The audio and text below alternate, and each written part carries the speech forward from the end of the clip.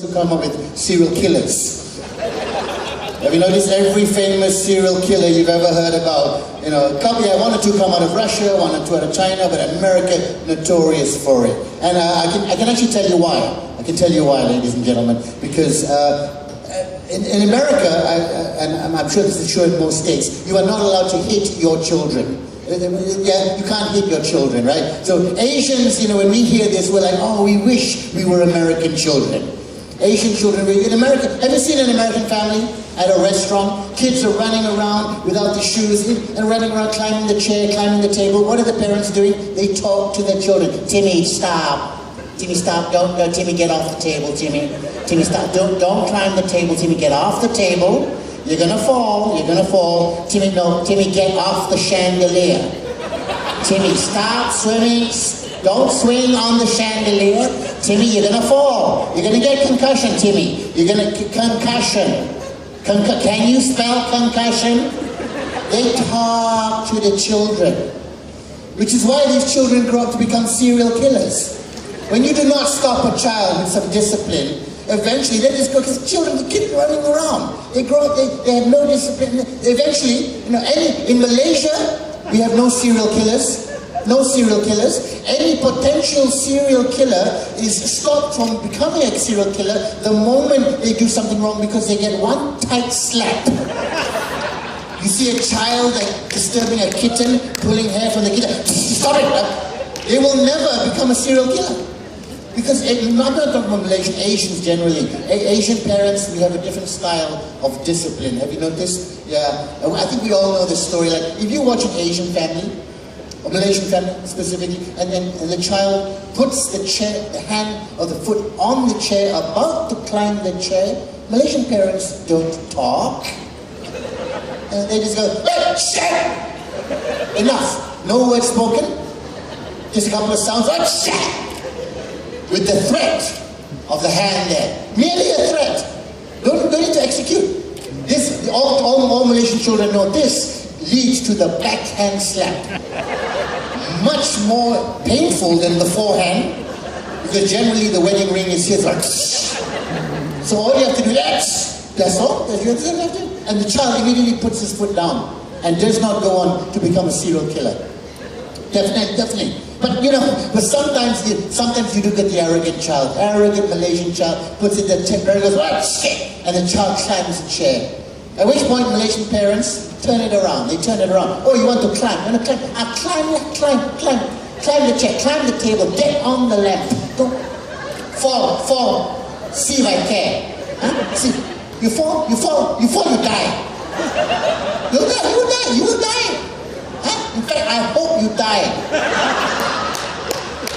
I don't care that you're 3 years old. I don't care. Huh? You know how expensive you are? Huh? Your Pampers, you know how much is Pampers? Your powdered milk, you know how much is milk? I have not even started on your education. That. Of course, occasionally the child climbs the table and falls, cries. I see, stupid. Stupid. Who asked you to climb? Who asked you to climb? Come, see your son. Come and see your son. Come in. Look. I asked him not to climb, stubborn, did not listen to me, follow your side of the family.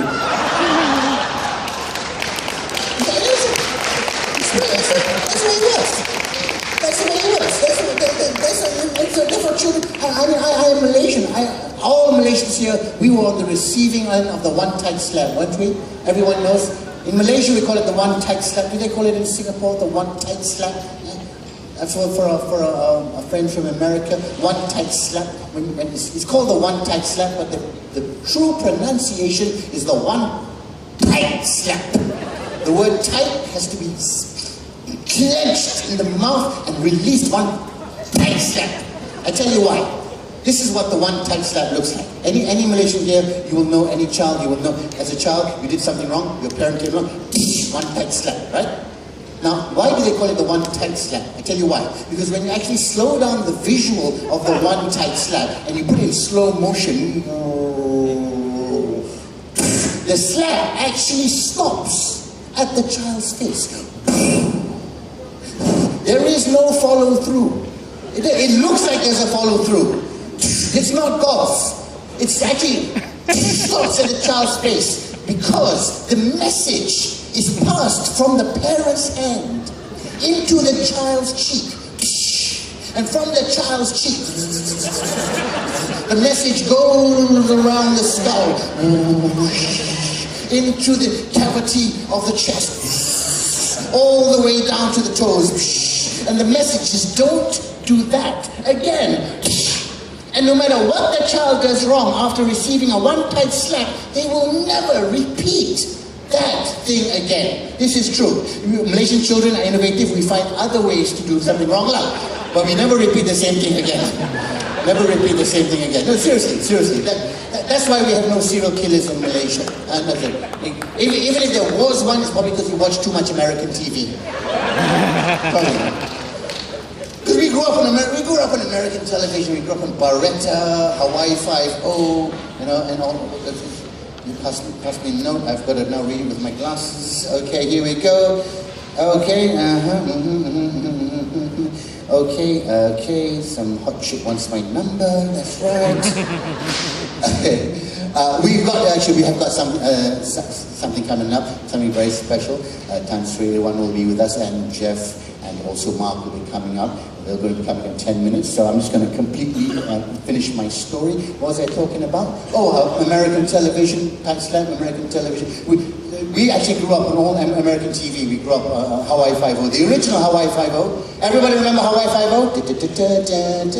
Yeah, we grew up on Hawaii 5-0. We grew up on a program called Combat. This is a program. You remember Combat? Remember? Vic Morrow, Combat. Yes, younger people don't know this. Combat was a TV show back in the day when Malaysian television was still black and white. Malaysian TV was black and white in the 70s. Color TV hit Malaysia in 1979. Does anybody here not ever experienced black and white television? Anybody? Young people, they never. Can you imagine? Malaysian TV was black and white. I'm not talking about the TV itself was black and white. The program on the TV was actually in black and white. So, color TV hit Malaysia in 1979. I don't know whether you remember this. 1979, TV3 decided they're going to have color TV. So all the rich kids and their parents went out and bought a color TV. Every housing area, one rich kid had a color TV. And between 2:30 and 3, because television only started at 5 p.m. in those days. Remember? 5 p.m. 2:30 and 3, TV3 would test color bars. TV3 would just test color bar, half an hour. You know what a color bar is? It's just all these colors, white, green, yellow, magenta, blue, orange, just a color bar. And us kids would run to the rich kid's house from 2:33 to 3 and watch and just look at color bars. They didn't move, they didn't dance, they didn't do anything. Wow, color, wow, purple, wow, green. And that is amazing. But before that, we had Combat. We love Combat. Combat was a show about the Second World War, about the Americans in the Second World War, and we would see all the American soldiers, and this is the propaganda we grew up on, American soldiers walking through the French town that was held by the Germans, and suddenly they see the German soldiers, and the American soldiers hide behind the building. German soldiers, on the other hand, always insisted on walking completely where everyone could see them. And they would see the Americans go, oh, Fishman, Americana, American soldiers hiding behind the building. Of course, the German soldier would get, and he would die. The other German soldier would go and stand exactly where his friend was standing. And we're watching TV, we're going, oh, stupid German, hide behind the tree now. You're so stupid. And the Germans had, you remember the German hand grenade in all these shows? Oh, Amerikaner, ich bin Einstein.